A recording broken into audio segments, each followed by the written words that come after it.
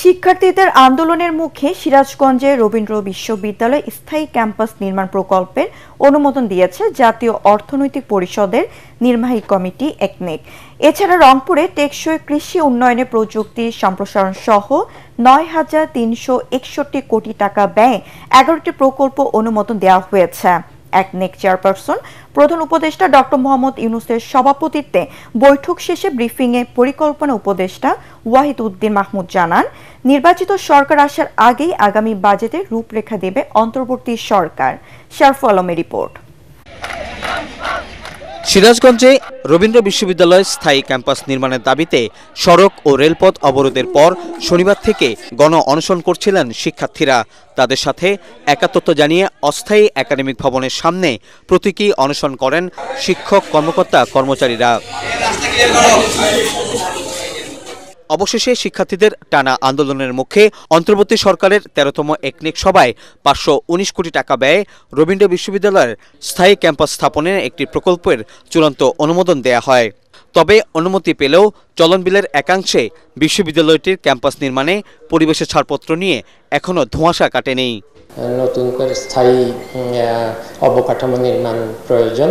ভূমি মন্ত্রণালয় থেকে প্রথমত এটা অকৃষি জমি হিসাবে আসলে চারণ ভূমি ছিল, সেটাকে অকৃষি জমিতে পরিবর্তন করে সেটার অনুমোদন 2018 সালেই দেওয়া হয়েছিল।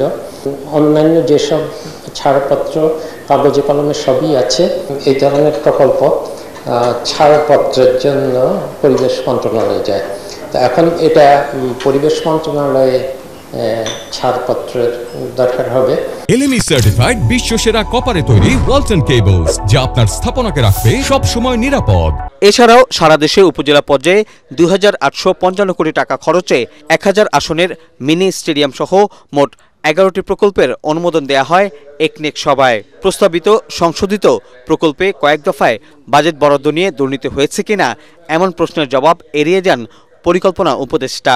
এই তো শেষ না, প্রকল্পগুলো দরপত্র যখন দেওয়া হয় তখন তো অনেক যাচাই বাছাই আরো করা হয়। এই প্রকল্পগুলো যে ব্যয় নির্ধারণ করা হলো, গণপূর্ত মন্ত্রণালয়ের একটা রেট আছে, শিডিউল আছে। আজকে আমরা সেই শিডিউল নিয়ে আলাপ করেছি। সবকিছুর মূল্য বৃদ্ধি হয়, বিনিময় টাকার বিনিময়ের অবমূল্যায়ন হয়।